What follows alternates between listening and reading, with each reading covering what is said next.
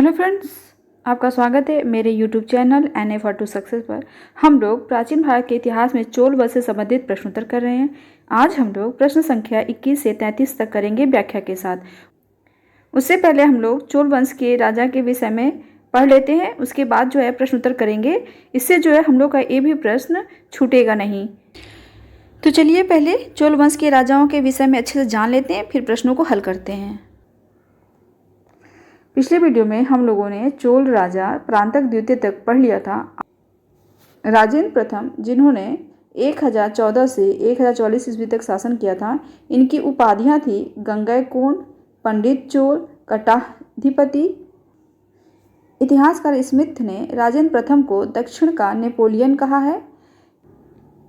राजेंद्र प्रथम से संबंधित अभिलेख हैं तिरुवलांगाडु करंदे ताम्रपत्र। जिस श्रीलंका के शासक को राजराज प्रथम ने परास्त किया था, उसी श्रीलंका के शासक महेंद्र पंचम को राजेंद्र प्रथम ने बंदी बनाकर चोल साम्राज्य में भेज दिया और राजेंद्र प्रथम ने संपूर्ण श्रीलंका को विजित कर लिया। 12 वर्ष पश्चात महेंद्र पंचम की मृत्यु हो गई। राजेंद्र प्रथम का सबसे महत्वपूर्ण अभियान उत्तर भारत का अभियान था। उत्तर भारत में उसने बंगाल के पाल शासक महिपाल को पराजित किया। इस गंगा घाटी के अभियान की सफलता पर राजेंद्र प्रथम ने गंगैकोंड चोल की उपाधि धारण की और गंगैकोंड चोलपुरम नामक नई राजधानी बनाई और इसी नई राजधानी के निकट सिंचाई के लिए चोल गंगम नामक तालाब बनवाया। राजेंद्र प्रथम पहला भारतीय शासक था जिसने अरब सागर पर अपनी प्रभुता कायम की। राजेंद्र प्रथम ने दक्षिण पूर्व एशिया में अंडमान, पेगु, बर्मा, कडारम की विजय की। राजेंद्र प्रथम का समकालीन शैलेंद्र शासक विजयतुंग वर्मन था, जिसे राजेंद्र प्रथम ने हराया और उसकी राजधानी श्रीविजय पर अधिकार कर लिया।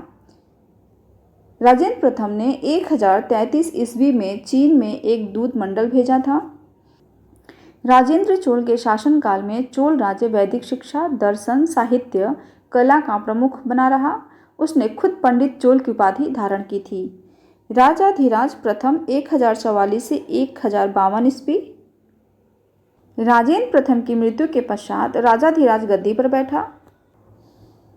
इसने कल्याणी पर विजय के उपरांत कल्याणी नगर में अपना राज्याभिषेक करवाकर विजय राजेंद्र की उपाधि धारण की। इसने एक अश्वमेध यज्ञ किया। राजाधिराज का चालुक्य नरेश सोमेश्वर के साथ कोप्पम का युद्ध हुआ, जिसमें राजाधिराज की मृत्यु हो गई। राजाधिराज प्रथम ने युवराज का पद पुत्रों को न देकर अपने भाई राजेंद्र द्वितीय को दिया था। इसलिए राजाधिराज की मृत्यु के पश्चात राजेंद्र द्वितीय राजा बना। राजेंद्र द्वितीय 1052 से 1064 ईस्वी। इसकी उपाधि थी प्रकेशरी। यह राजाधिराज का भाई था। राजाधिराज के युद्ध भूमि में मारे जाने के पश्चात इसने युद्ध क्षेत्र में अपना राज्याभिषेक कराया और कुडल संगमम के युद्ध में सोमेश्वर चालुक्य को परास्त किया। वीर राजेंद्र 1064 से 1070 ईस्वी। इसके राजा बनने के साथ ही चोलों के परंपरागत शत्रु चालुक्य नरेश सोमेश्वर ने कुडल संगमम क्षेत्र में युद्ध के लिए ललकारा, परंतु खराब स्वास्थ्य के कारण चालुक्य नरेश सोमेश्वर जो है युद्ध क्षेत्र में उपस्थित न हो सका। सोमेश्वर चालुक्य ने आत्मग्लानि से ग्रसित होकर तुंगभद्रा नदी में डूबकर आत्महत्या कर ली। इस घटना की स्मृति में तुंगभद्रा नदी के तट पर विजय स्तंभ का स्थापना किया। वीर राजेंद्र ने तिरुमुक्कुडल में एक वैदिक अध्ययन केंद्र स्थापित किया था। वीर राजेंद्र के बाद उसका पुत्र अधिराजेंद्र शासक बना। यह विजयालय वंश का अंतिम शासक था। इसके बाद चोल वंश में मिश्रित राजवंश का उदय हुआ, जिनमें चोल चालुक्य का मिश्रण था और कुलोत्तुंग प्रथम इस मिश्रित चोल वंश का प्रथम राजा बना। कुलोत्तुंग प्रथम इसने शासन किया था 1070 से 1120 ईस्वी तक। नाम था राजेंद्र द्वितीय। इसकी उपाधि थी सुंडगम तरवित चोल। कर को हटाने के कारण इसे यह उपाधि मिली थी। विरुद्ध राज भयंकर, कुलशेखर पांडे कुलांतमक। यह बेंगी के चालुक्य वंश का राजकुमार था। कुलोत्तुंग प्रथम के गद्दी पर बैठने के साथ ही चोल चालुक्य वंश की शुरुआत हुई। इसी समय लंका के राजा विजय बाहु ने अपनी स्वतंत्रता घोषित की, लेकिन कुलोत्तुंग प्रथम ने इसका विरोध नहीं किया और अपनी पुत्री का विवाह श्रीलंका के राजकुमार के साथ कर दिया। कुलोत्तुंग प्रथम ने भू राजस्व निर्धारण के लिए भूमि का सर्वेक्षण करवाया था। इससे पहले भूमि का सर्वेक्षण राजराज प्रथम ने कभी करवाया था। इसने व्यापारिक दूत मंडल चीन भेजा था। कुलोत्तुंग प्रथम के समय केरल, कलिंग, मैसूर में विद्रोह हुआ था। कलिंग के प्रसिद्ध विद्रोह को कुलोत्तुंग प्रथम का सेनापति करुणाकर तोंडैमान ने दबा दिया था। कुलोत्तुंग प्रथम शैव धर्म का अनुयायी था। कुलोत्तुंग प्रथम के समय चोल वंश में सूर्य पूजा का अत्यधिक चलन हुआ। विक्रम चोल, इसकी उपाधि थी त्याग समुद्र अकलंक। चिदम्बरम में स्थित नटराज मंदिर का पुनरुद्धार करवाया इसने। कुलोत्तुंग द्वितीय चिदम्बरम मंदिर के निर्माण कार्य को इसने पूरा करवाया। कुलोत्तुंग द्वितीय ने इसी मंदिर से गोविंदराज की प्रतिमा को समुद्र में फेंकवा दिया। कुलोत्तुंग द्वितीय के दरबार में पेरियम पुराण के लेखक सेकलियार रहते थे। कुलोत्तुंग तृतीय ने तिरुभवन में कंपेश्वर मंदिर का निर्माण करवाया। इसके दरबार में तमिल रामायण रामावतारम के लेखक कंबन रहते थे। अंतिम चोल शासक राजेंद्र तृतीय को सुंदर पांड्य ने बंदी बना लिया। इसके पश्चात दक्षिण में चोलों की जगह पांड्यों और होयसलों ने ले ली। अगले वीडियो में हम लोग चालुक्य वंश के राजा के बारे में पढ़ेंगे। चलिए शुरू करते हैं प्रश्नोत्तर। प्रश्न नंबर 21, निम्न में से दक्षिण भारत का कौन सा राजवंश अपनी नौसैनिक शक्ति के लिए प्रसिद्ध था? Option number A Chola, option number B Chera, option number C Pallava, option number D Rashtrakuta. इसका सही उत्तर होगा option number A Chola. Chola राजवंश अपनी नौसैनिक शक्ति के लिए प्रसिद्ध था। चलिए व्याख्या देखते हैं। चोल राजाओं ने एक विशाल संगठित सेना का निर्माण किया था। चोलों के पास अश्व, गज एवं पैदल सैनिकों के साथ ही साथ एक अत्यंत शक्तिशाली नौसेना भी थी। इसी नौसेना की सहायता से उन्होंने श्रीविजय, सिंघल, मालदीव आदि द्वीपों की विजय की थी। प्रश्न नंबर 22, निम्नांकित राजवंशों में से किसके शासक अपने शासनकाल में ही अपना उत्तराधिकारी घोषित कर देते थे? Option number A Chalukya, option number B Chola, option number C Kadam, option number D Kalachuri. लगभग सभी शासक अपने शासनकाल में ही अपना उत्तराधिकारी घोषित कर देते थे। चोल राजवंश में ये ज़्यादा देखने को मिलता है, तो इसका निकटतम सही उत्तर होगा चोल। चलिए इसकी व्याख्या देखते हैं। प्राचीन हिंदू राजवंशों के सभी सम्राट प्रायः अपने जीवन काल में ही युवराज का चुनाव कर लेते थे, जो उसके बाद उसका उत्तराधिकारी बनता था। यह प्रवृत्ति चोल राजवंश में सर्वाधिक दिखाई देती है। प्रश्न नंबर 23, निम्नलिखित चोल शासकों में जिसने बंगाल की खाड़ी को चोल झील का स्वरूप प्रदान कर दिया वह कौन था? ऑप्शन नंबर ए राजराज प्रथम, ऑप्शन नंबर बी राजेंद्र प्रथम, option number C Adhiraj, option number D Kulottunga. तो इसका सही उत्तर होगा ऑप्शन नंबर बी राजेंद्र प्रथम। चोल वंश के शासक राजेंद्र प्रथम ने बंगाल की खाड़ी को चोल झील का स्वरूप प्रदान कर दिया था। इसकी व्याख्या देखते हैं। राजराज प्रथम की मृत्यु के बाद उसका योग्यतम पुत्र राजेंद्र प्रथम सम्राट बना। उसने अपने पिता की साम्राज्यवादी नीति को आगे बढ़ाया। राजेंद्र प्रथम का काल चोल शक्ति का चरमोत्कर्ष काल था। राजेंद्र प्रथम के बारे में कहा गया है कि उसने बंगाल की खाड़ी को चोल झील का स्वरूप प्रदान कर दिया था। 1017 ईस्वी में उसने संपूर्ण सिंघल द्वीप श्रीलंका को जीत लिया तथा वह सिंघल राजा महेंद्र पंचम को बंदी बनाकर चोल राज्य में लाया। उसने पवित्र गंगा जल लाने के उद्देश्य से उत्तर पूर्वी भारत गंगा घाटी पर आक्रमण किया तथा पाल शासक महिपाल को पराजित किया। इस विजय के उपलक्ष्य में उसने गंगैकोंड की उपाधि ग्रहण की तथा गंगैकोंड चोलपुरम नामक नई राजधानी की स्थापना की। नवीन राजधानी के निकट ही उसने सिंचाई के लिए चोल गंगम नामक विशाल तालाब का भी निर्माण करवाया। प्रश्न नंबर 24, गंगैकोंड चोलपुरम की स्थापना किसने की थी? ऑप्शन नंबर ए राजराज प्रथम, option number B Rajadhiraj, option number C Rajendra प्रथम, ऑप्शन नंबर डी विजयादित्य। इसका सही उत्तर होगा ऑप्शन नंबर सी राजेंद्र प्रथम। गंगैकोंड चोलपुरम की स्थापना राजेंद्र प्रथम ने की थी।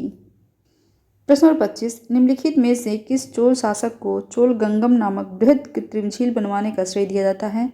ऑप्शन नंबर ए राजराज प्रथम, option number B Rajendra, option number C Rajadhiraj, option number D Rajaraja द्वितीय। इसका सही उत्तर होगा option number B Rajendra. Chola शासक राजेंद्र को चोल गंगम नामक बृहद कृत्रिम झील बनवाने का श्रेय दिया जाता है। प्रश्न नंबर 26, किस चोल राजा ने जल सेना प्रारंभ की थी? Option number A Rajendra Chola, option number B Parantaka Chola, option number C Rajaraja प्रथम, ऑप्शन नंबर डी राजराज द्वितीय, ऑप्शन नंबर ई इनमें से कोई नहीं। इसका सही उत्तर होगा ऑप्शन नंबर सी राजराज प्रथम। चोल राजा राजराज प्रथम ने जल सेना प्रारंभ की थी। जिसकी व्याख्या देखते हैं। चोल साम्राज्य की महत्ता का वास्तविक संस्थापक परांतक द्वितीय सुंदर चोल का पुत्र अरिओली वर्मन था, जो 950 ईस्वी में राजराज प्रथम के नाम से गद्दी पर बैठा। यह विजेता के साथ साथ कुशल प्रशासक तथा महान निर्माता भी था। राजराज प्रथम ने एक स्थायी सेना तथा विशाल नौसेना का गठन किया। उसने समस्त भूमि की नाप करवाई। प्रश्न 27, चोल शासक का नाम बताइए जिसने श्रीलंका के उत्तरी भाग पर विजय प्राप्त की। ऑप्शन नंबर ए राजराज प्रथम, ऑप्शन नंबर बी राजेंद्र प्रथम, ऑप्शन नंबर सी परांतक प्रथम, ऑप्शन नंबर डी आदित्य प्रथम। इसका सही उत्तर होगा ऑप्शन नंबर ए राजराज प्रथम। चोल शासक राजराज प्रथम ने श्रीलंका के उत्तरी भाग पर विजय प्राप्त की। चलिए व्याख्या देखते हैं। चोल शासक राजराज प्रथम ने सिंघल श्रीलंका पर आक्रमण करके उत्तरी सिंघल को जीतकर अपने राज्य में मिला लिया। विजित क्षेत्र में राजराज ने अनुराधापुर को नष्ट कर पोलनरुवा को इस क्षेत्र की राजधानी बनाया और इसका नाम जननाथ मंगलम रखा। राजराज शैवमतावलंबी था। उसने शिवपाद शेखर की उपाधि धारण की थी। प्रश्न नंबर 28, चोल राजाओं में से किस एक ने सिलोन पर विजय प्राप्त की थी? ऑप्शन नंबर ए आदित्य प्रथम, ऑप्शन नंबर बी राजराज प्रथम, ऑप्शन नंबर सी राजेंद्र प्रथम, ऑप्शन नंबर डी विजयालय। इसका सही उत्तर होगा ऑप्शन नंबर सी राजेंद्र प्रथम। चोल राजा राजेंद्र प्रथम ने सिलोन संपूर्ण श्रीलंका पर अधिकार कर लिया था। जिसकी व्याख्या देखते हैं। चोल राजा राजेंद्र प्रथम ने सिंघल द्वीप या श्रीलंका विजय सिलोन श्रीलंका का कार्य पूर्ण किया था। यद्यपि राज प्रथम ने भी श्रीलंका पर आक्रमण कर वहां के कुछ प्रदेशों पर अपना अधिकार कर लिया था, किंतु संपूर्ण श्रीलंका पर उसका अधिकार नहीं हो पाया था। राजेंद्र प्रथम ने वहां के शासक महेंद्र पंचम को बंदी बनाकर चोल राज्य भेज दिया, जहां 12 वर्ष बाद उसकी मृत्यु हो गई। संपूर्ण श्रीलंका पर राजेंद्र का अधिकार हो गया था। प्रश्न नंबर 29, वह चोल राजा कौन था जिसने श्रीलंका को पूर्ण स्वतंत्रता दी और सिंघल राजकुमार के साथ अपनी पुत्री का विवाह कर दिया था? ऑप्शन नंबर ए कुलोत्तुंग प्रथम, ऑप्शन नंबर बी राजेंद्र प्रथम, option number C Adhirajendra, option number D Rajadhiraj प्रथम। इसका सही उत्तर होगा ऑप्शन नंबर ए कुलोत्तुंग प्रथम।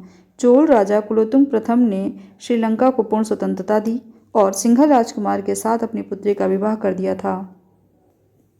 जिसकी व्याख्या देखते हैं। कुलोत्तुंग प्रथम के समय में श्रीलंका के राजा विजय बाहु ने अपनी स्वतंत्रता घोषित की, किंतु कुलोत्तुंग प्रथम ने श्रीलंका में चोल प्रभाव की समाप्ति के प्रति किसी कटुता का प्रदर्शन नहीं किया तथा उसने अपनी पुत्री का विवाह श्रीलंका के राजकुमार वीरप्पे रुमाल के साथ कर दिया। प्रश्न नंबर 30, नीचे दो कथन दिए गए हैं जिनमें से एक को कथन ए तथा दूसरे को कारण आर कहा गया है। कथन ए, हमें चोलों के विषय में उनके पूर्ववर्ती राजवंशों की अपेक्षा अधिक जानकारी है। कारण आर, चोल शासकों ने मंदिरों की दीवारों पर अभिलेख उत्कीर्ण करने का चलन प्रारंभ किया जिनमें उनकी विजयों के ऐतिहासिक विवरण दिए जाते थे।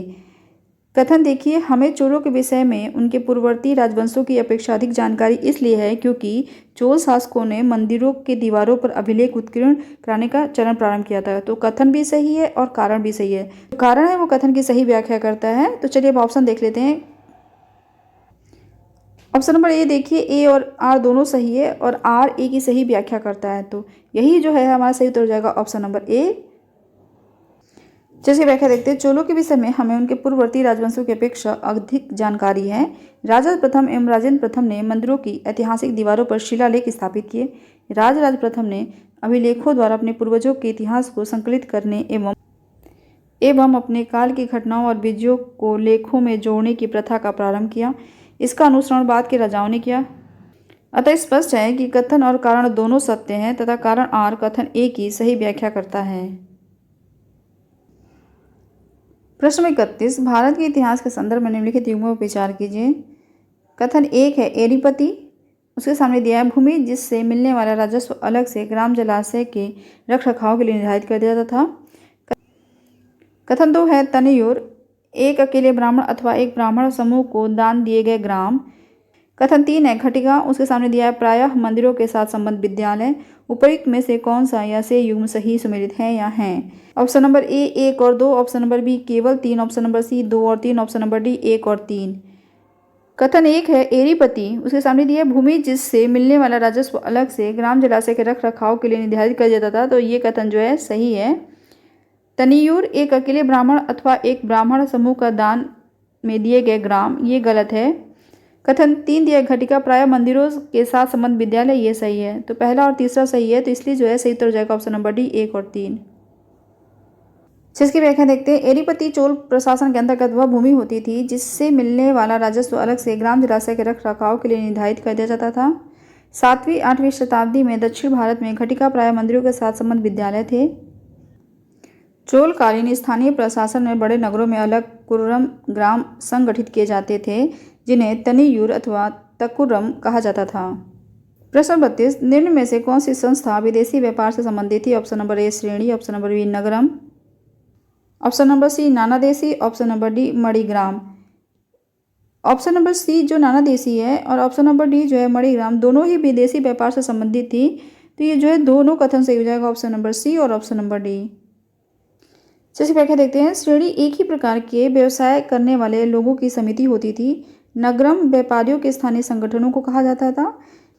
इस प्रकार के संगठन कांची तथा मामल्लपुरम में विद्यमान थे। लेखों से हमें विभिन्न व्यापारिक संघों के विषय में जानकारी प्राप्त होती है।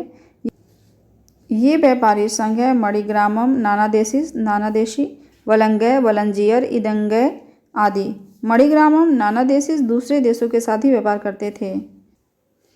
प्रश्न नंबर 33, प्राचीन भारत का निम्नलिखित में से कौन सा महत्वपूर्ण व्यापार केंद्र उस व्यापार मार्ग पर था जो कल्याणी को बेंगी से जोड़ता था?